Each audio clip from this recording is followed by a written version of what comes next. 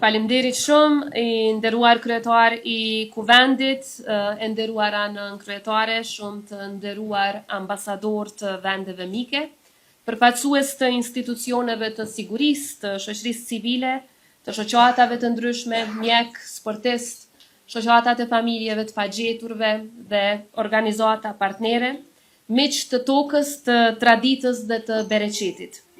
Nga toka fillon gjithçka. Jeta, bereqeti dhe begatia. Toka ushqen çdo familje. Toka është rrënja që na mban të bashkuar çdo kombë. Dhe si e tillë është dëshmia më e qartë se puna dhe përkushtimi sjellin begatin dhe suksesin. Sonte në këtë darkë të lamës, festën tonë tradicionale, ne nuk po festojmë thjesht fundin e një sezoni të punës, por njëkohësisht po nderojmë edhe vetë filozofinë jetësore të njeriut që jeton me tokën, që punon tokën, që gëzon kur ajo jep fryt dhe që falenderon Zotin për këtë fryt. Kjo darkë e lamës, e cila është nismë e presidentit historik Dr. Ibrahim Rugova, është ngjarje kulturore dhe kujtesë e lidhjes sonë me rrënjët tona, me dheun që na mban, me traditën që na mëson të jemi mirënjohës.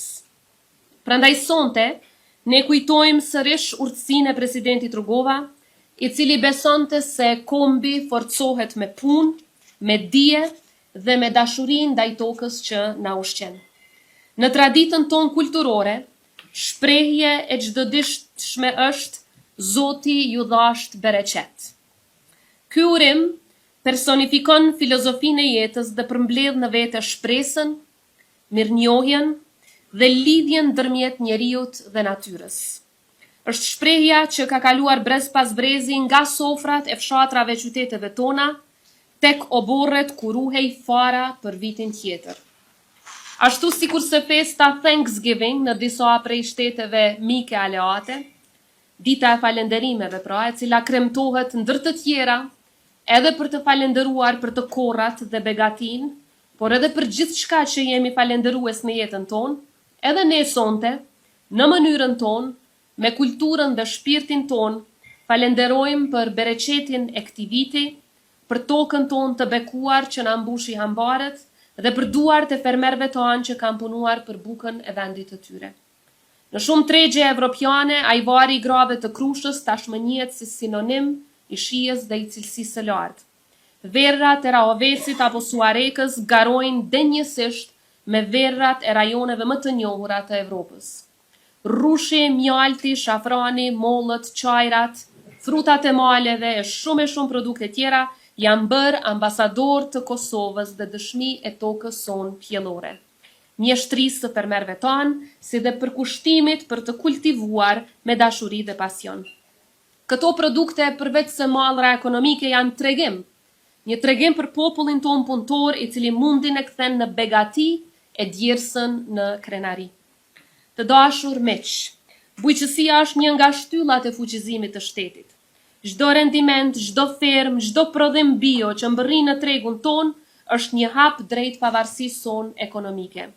Sot, produktet bio nuk janë vetëm krenaria e shtetit ton, por një standard që po fiton gjithnjë e më shumë hapësirë e gjithnjë e më shumë respekt edhe në tregjet e tjera në përbot dhe në jetën e qytetarëve që zgjedhin të jetojnë shëndetshëm. Por qytetarët tanë punëtor nuk po dëshmohen vetëm me bujqësi e vetëm me zotësitë e tyre në këtë sektor. Në fakt, Kosova ka njerëz të vyeshëm në secilin sektor, të cilët me kontributin e tyre e bëjnë shtetin gjithnjë e më të fortë, gjithnjë e më të qëndrueshëm. Prandaj në këtë darkë të lamës, dua njëkohësisht të shpreh falenderimin dhe mirënjohjen time të thellë për secilin prej atyre që e mbajnë këtë vend gjallë e krenar çdo ditë. Faleminderit nga zemra për të gjithë aleatët e Kosovës që edhe sonte na janë bashkuar në këtë darkë të lamës, e të cilët qëndrojnë për herë pranë nesh në çdo sfidë. Respekt të pakufishëm për Policinë e Republikës së Kosovës që me profesionalizëm e përkushtim ruan sigurinë e qytetarëve tanë. Për forcën e sigurisë së Kosovës që me disiplinë e sakrificë është gardiane e Republikës sonë dhe pasqyra më e pastër e patriotizmit modern. Mirënjohje për zjarrfikësit tanë që përballen me rrezikun për të shpëtuar jetë, por edhe për të shpëtuar tokën tonë. Për mjekët dhe infermierët që na janë bashkuar sonte dhe shumë e shumë të tjerë që po punojnë në shpëtim të jetës, të cilët çdo ditë mbajnë gjallë shpresën dhe kujdesin për shëndetin e njerëzve tanë. Falënderim me zemër për të gjitha shoqatat e dala nga lufta, për të mbijetuarit e dhunës seksuale gjatë luftës, për shoqatat që ato i mbështesin çdo ditë, dhe për guximin e dinjitetin me të cilin e kanë kthyer plagët në forcë. Për organizatat që mbrojnë të drejtat e grave, të drejtat e pacientëve, të drejtat e fëmijëve dhe në përgjithësi organizatat që çdo ditë janë kampione për të drejtat e njeriut, e na kujtojnë se barazia është themel i lirisë. Nderim për sportistët tanë të suksesshëm që e lartësojnë flamurin tonë në arenën ndërkombëtare, për shoqatat të cilat punojnë çdo ditë me ne që Kosova të ecën përpara, për institucionet tona që çdo ditë e mbrojnë demokracinë. Dhe po ashtu, siç e përmenda më herët, shoqatat e dala nga lufta e UÇK-s, të cilat ruajnë kujtesën e sakrificës, dhe për shoqatat e familjeve të zhdukurve me dhunë që nuk ndalen kurrë në kërkim të drejtësisë.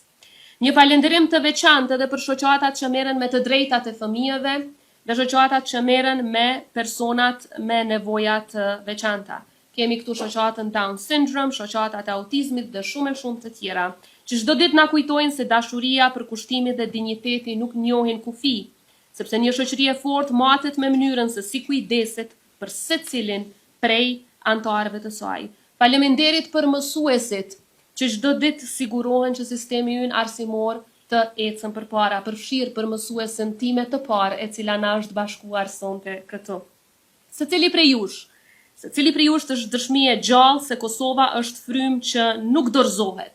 Dhe ky mosdorëzim reflektohet më së miri në fëmijët që sonte i kemi ftuar, të cilët janë kampion në matematikë, në shkencë, në drejtësi, edhe të rinjët e universitetit e shumë të tjerë që po na bëjnë krenar çdo ditë.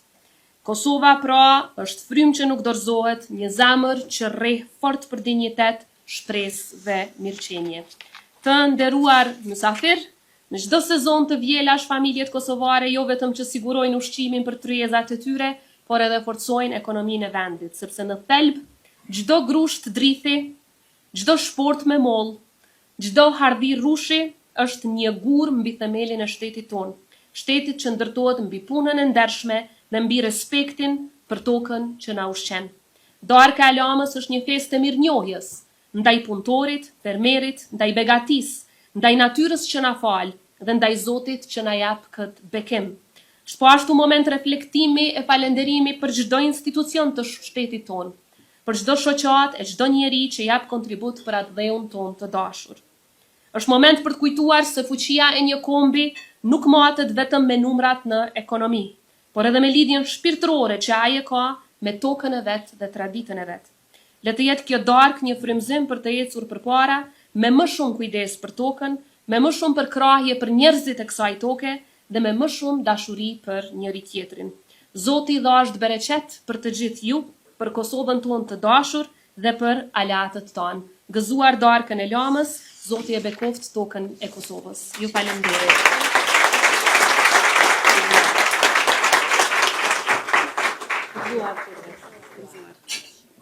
Gëzuar.